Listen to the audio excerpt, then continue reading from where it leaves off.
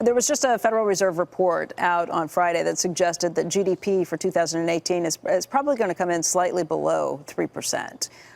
What do you think the economy is doing right now, just based on your businesses, based on the receipts you see, the companies that you track that you have major shares in?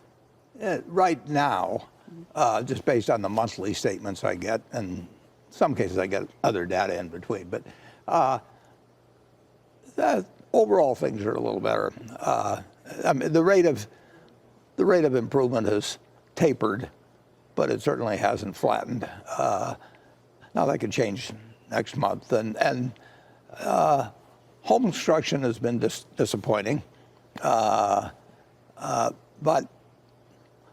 most of our businesses, I've seen other figures on retail that are strong, including Walmart's, but I would say our retail figures in January were not strong. But January is a peculiar month. That can be affected a lot by weather, although any retailer will always like things on the weather.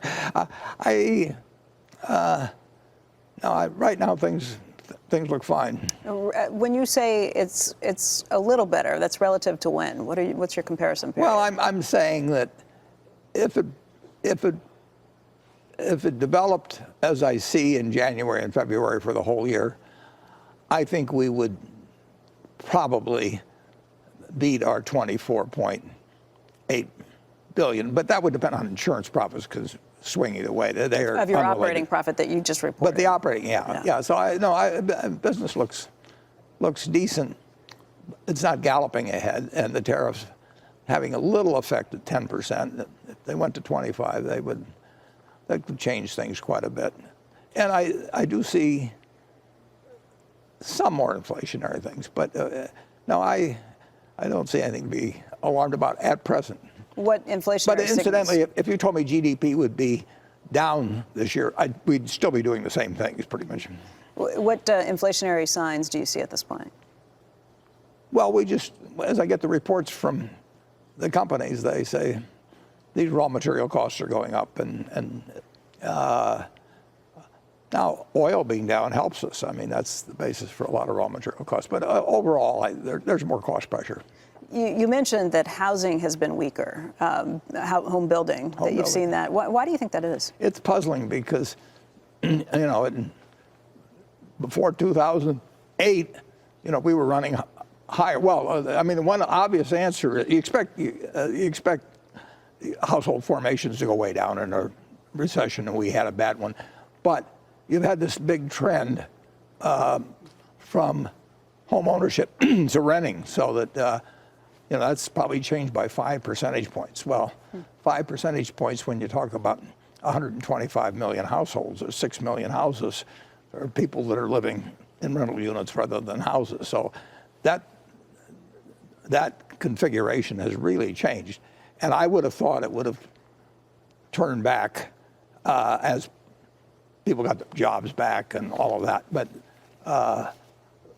single-family construction is really, I think it's been quite weak compared to what you would expect after 10 years of recovery and with the stock market, quadrupling from the lows and unemployment at 3.7%. People are just making different choices. Jay Powell, the chairman of the Federal Reserve, is set to testify before Congress on Tuesday and Wednesday of this week. Based on what you said about the weakness in housing, based on some of the downturn that you saw, did you think he made the right move by signaling a much more dovish take last quarter? Yeah, I don't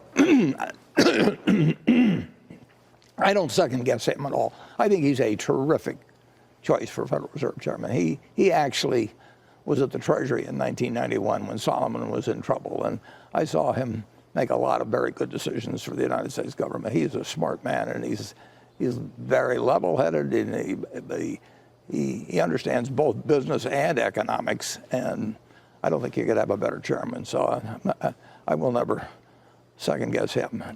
I know you don't make a lot of investing decisions based on what the Federal Reserve chief or anybody else is saying, but what would you be interested in hearing from him this week? What might you be listening for? Well, I read what he says, but it doesn't affect anything we do. Like it just doesn't. I mean, it doesn't affect it in investments or in, the amount of money we're going to spend on the railroad this year and energy or anything. We're plowing ahead always. We always spend more than our depreciation, and we know the country is going to make lots of progress over time, and we don't think we're smart enough to jump in and out as to when the time is.